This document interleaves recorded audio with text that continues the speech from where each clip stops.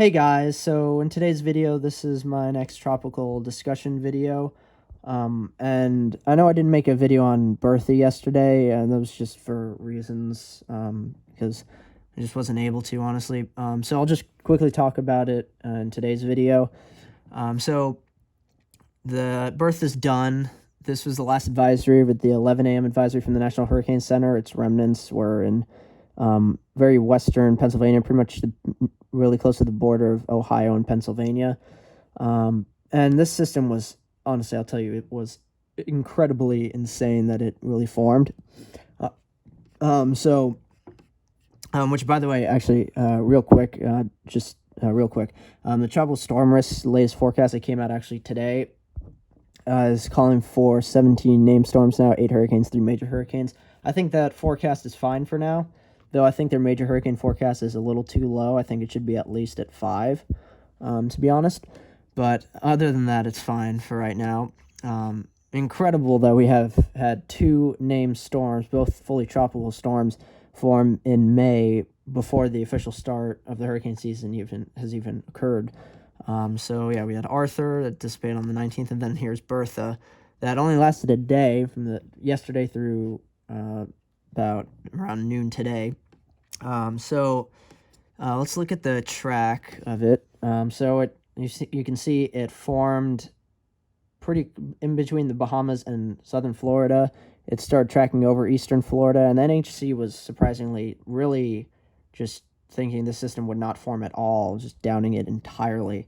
But of course, since it's 2020, this is my reason. Since it is 2020, Bertha did form earlier in the morning yesterday and became a tropical storm and made landfall an hour after actually being named in coastal South Carolina, right near Charleston, with peak sustained winds of 50 miles per hour. Which, by the way, my forecast for this system, if it did form and was named, its peak would be at 50 miles per hour. I got that exactly right.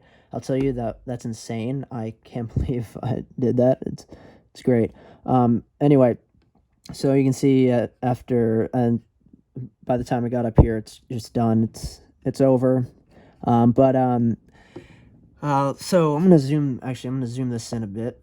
There we go. Sorry about that. Okay, so it says here, while the disturbance that right before was Bertha, when it was going over Florida, it produced a general 8 to 10 inches of accumulation in several locations in southern Florida. And then within a maximum of 72 hours, accumulation of 14.19 inches fell in Miami. Rainfall rates of 4 inches an hour contributed to a one-day total of 7.4 inches for Miami there, which more than doubled the previous daily rainfall record, and resulting in the city's most significant rain event in 8 years. I'll tell you, that's insane, honestly. And so the other part, honestly, that I was really wowed about by just really before even Bertha was really named was that the system created an EF1 tornado that caused primarily tree and fencing damage in southern Miami. Though several campers were also overturned. So that's impressive. Like with this system, even before it was an actual named tropical system, created a tornado in southern Florida in the Miami area. That's wild, truly wild. This was at its peak intensity, of course, since it was fairly a quickly forming system.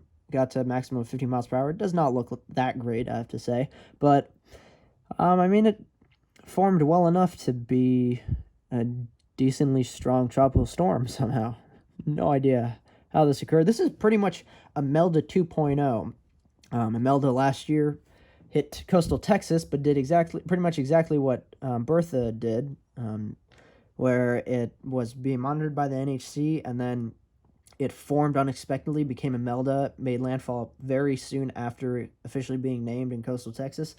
It was the next largest horrible rainfall event for coastal Texas, the Houston area, since Harvey in 2017, which is insane. I mean, it's bad for Texas. I feel bad for them, honestly.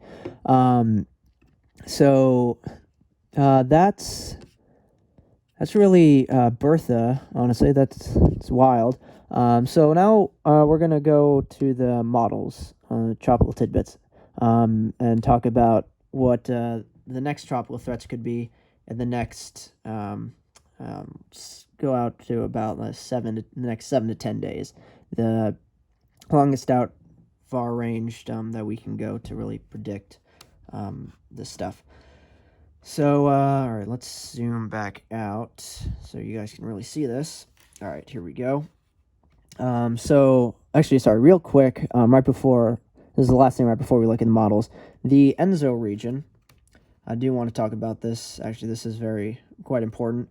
The 3.4 Enzo region is already at negative 0.568 degrees Celsius below average, which is in a La Nina territory. And the other regions, so Nino 3 on its own is at negative 0.552, which is also in La Nina territory. Nino 4 is just about neutral right now at positive 0.001, pretty much exactly neutral. And that's continuing to decline and get cooler. And then as well as Nino 1 and 2, that's very below average at negative 0.791. So if this continues, because for La Nina to happen, it has to sustain itself for at least 3 months. So if this does continue over the next 3 months from, let's see, we're almost in June, so starting end of May. So if this continues through the end of August into the beginning of September, this hurricane season will be an official hurricane season that is a La Nina hurricane season, which is insane. So let's look at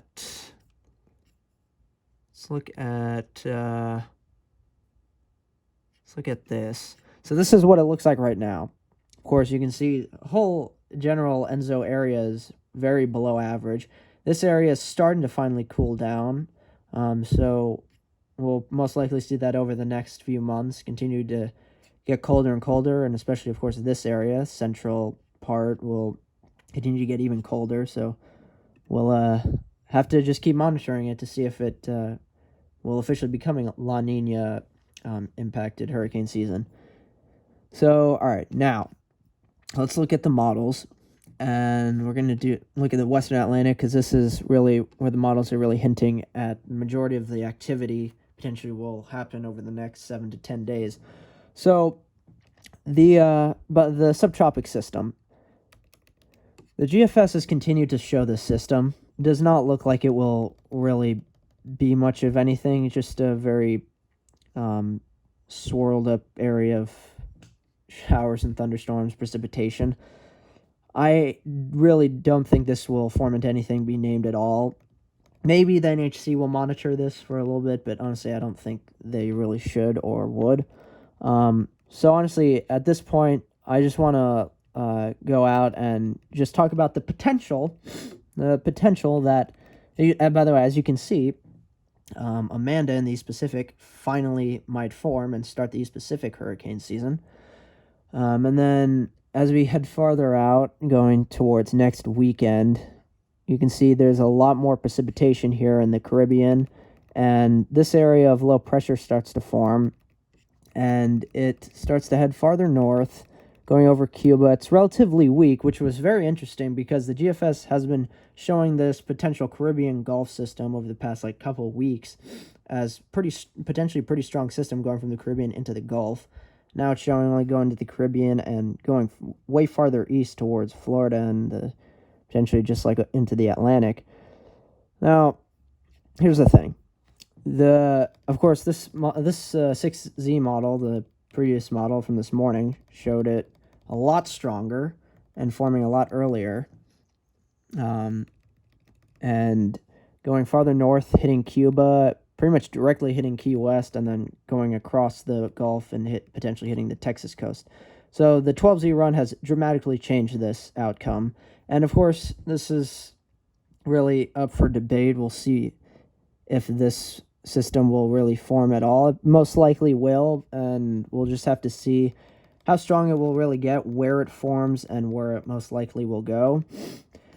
There has been talks about potentially this Pacific system could cross from the Pacific into the Atlantic, and its moisture, it could sustain itself, or its moisture will just transition into the Atlantic and become a another system, but we'll just have to see about that. And I'll tell you, the CMC. The CMC, here's the 12Z CMC, and it shows the system in an entirely different place than the GFS is showing. It shows it forming... Come on, load. Please load.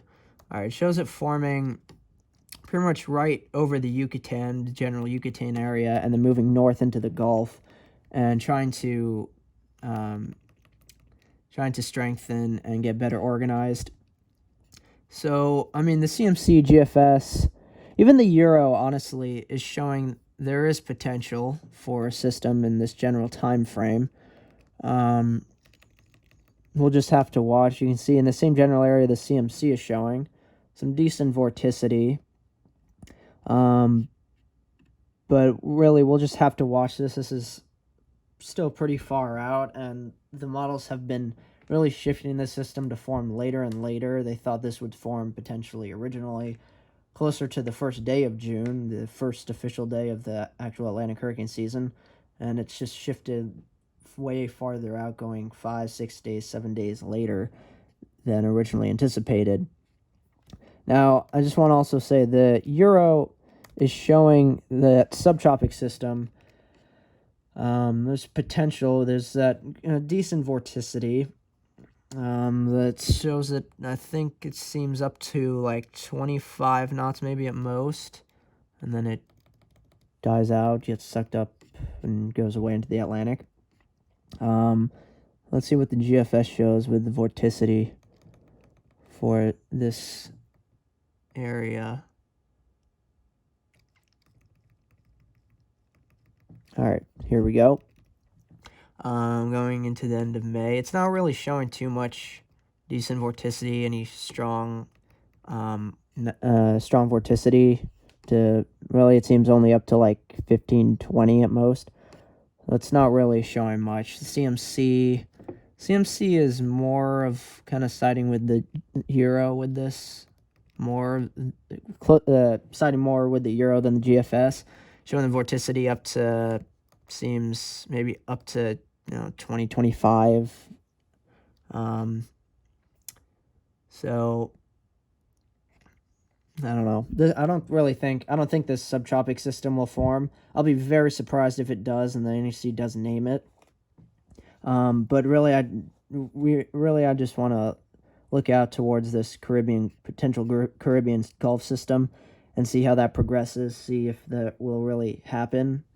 I do think it will happen to some extent. The system will occur. We'll just have to see